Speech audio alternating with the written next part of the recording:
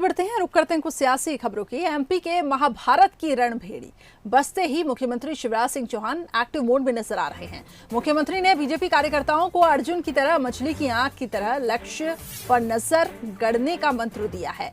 BJP कार्यालय में हुए नवनियुक्त पदाधिकारियों के अभिनंदन समारोह में मुख्यमंत्री ने कहा कि पूरी की पूरी 28 सीटें जीतेंगे और हर कार्यकर्ता को अर्जुन की तरह सिर्फ मछली की आंख को लक्ष्य बनाना है।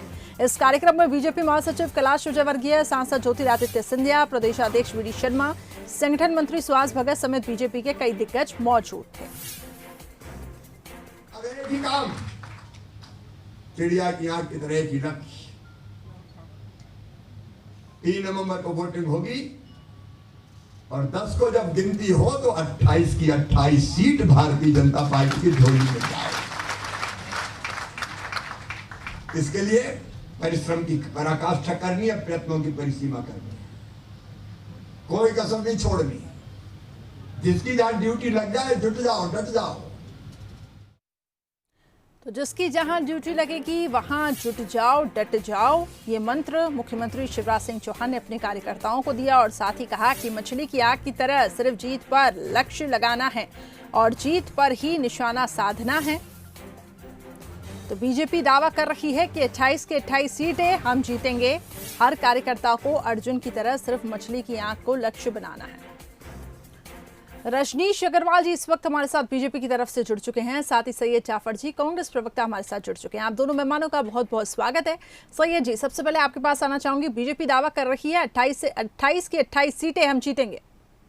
देखिए, बिल्कुल हर राजनीतिक पार्टी का अपना लक्ष्य होता है और निश्चित तौर पर शिवराज सिंह जी चौहान अपनी जगह बिल्कुल सही हैं कि उन्हें सरकार बचाने के लिए उनका लक्ष्य मछली की आंख की तरह होना चाहिए। लेकिन दूसरी ओर आप देखेंगे तो भारतीय जनता पार्टी की सरकार को बचाने के लिए और बनाने के लिए दोनों स्तर पर भारतीय जनता पार्टी की नजर कांग्रेस पार्टी के निर्वाचित विधायकों में रही है। जिस प्रकार से उन्होंने 22 विधायकों को खरीदा, फिर उन्होंने 3 विधायकों को खरीदा और जिस प्रकार से पूरे मध्य प्रदेश में कमलनाथ जी के नेतृत्व में जन समुदाय कांग्रेस पार्टी को समर्थन कर रहा है, कमलनाथ सरकार को वापस लाने का संकल्प लेकर बैठा हुआ है। ऐसी दृष्टि में मैं सीधा आरोप लगाता हूं कि भारतीय जनता पार्टी मछली की आंख के साथ साथ कांग्रेस पार्टी के विधायकों पर भी नजर पेट करके बैठी हुई है। ये बड़ा आरोप आपने लगाया। रजनीश जी क्या जवाब देंगे कि इलेक्शन पे तो नजर है ही, लेकिन कांग्रेस के विधायकों पर भी नजर है?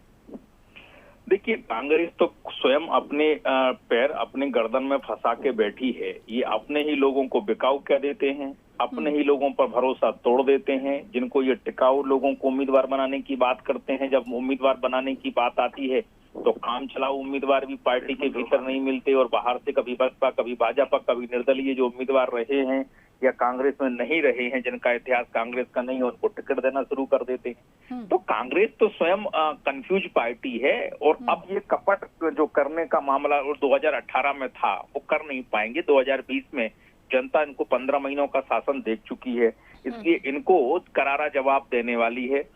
मुझे लगता है कि अब यहाँ वहाँ की बात करने का कोई मतलब बचा नहीं। चुनाव की घोषणा हो गई, 3 नवंबर को चुनाव और 10 को परिणाम सामने आ जाएंगे।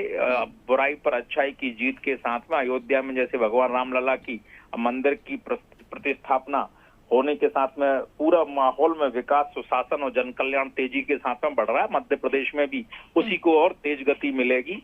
कांग्रेस का कुशासन, अराजकता दूर दूर तक अब यहाँ टिकने वाला रहेगा नहीं। जनता जान चुकी है कि जो ठग विद्या से वचन पत्र के नाम पर जो कपट पत्र थोपने का काम किया था, जनता उसे बुरी तरह से नकारेगी और कमलनाथ जी भी 10 नवंबर के बाद में वापस हो जाएंगे मध्य प्रदेश की राजनीति से। सैयद जी, इसका रिएक्शन मैं आपसे लूंगी जी, लेकिन ये बताया सैयद जी, क्या बीजेपी जो ये विधायक की बात कांग्रेस लगातार कर रही है कि विधायकों पर नजर है, क्या कांग्रेस का फोकस क्या अभी तक उसी पे टिका हुआ है? उपचुनाव के इन्हीं मुद्दों के साथ आगे लड़ा जाएगा? बीजेपी तो काफी आश्वस्त और दावे के साथ ये कह रही है कि हम तो भाई जीतेंगे। कांग्रेस की तरफ से अब क्या रणनीति, स्ट्रैटेजी रहने वाली है?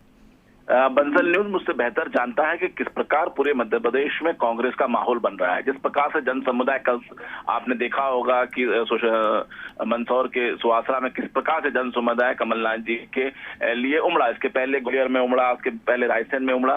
तो कुल मिलाकर कांग्रेस पार्टी का जो अपना काम है वो तो पूरी तेजी से कर रही है और इसी से घबराहट से तो इनके जो आंखों की जो नजर है वो यहाँ वहाँ भटकने लगी है। और रजनीश जी, क्या ऐसा है क्या?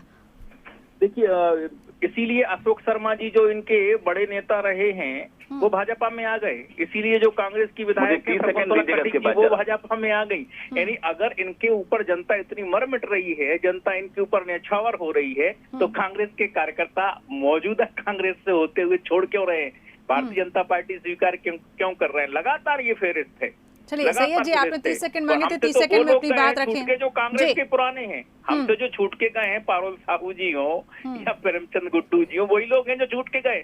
इक्का दुक्का गए तो यहाँ जाने से कोई अंतर भाजपा में नहीं पड़ता, क्योंकि ये कार्यकर्ता आधारित संगठन है, कांग्रेस तो नेता आधारित संगठन है। क्या बाट लगी है आपको भी पता है, हमें भी पता है। तो मैंने कहा ना 3 और 10 नवंबर को सब सामने आ जाएगा। चलिए सैयद जी, 30 सेकंड में अपनी बात पूरी करें। और जो बीजेपी यहाँ पे कह रही है कि अपने ही परिवार को यहाँ पे ध्यान देने की जरूरत है, आखिर क्यों विधायक ये दामन थाम रहे हैं बीजेपी का?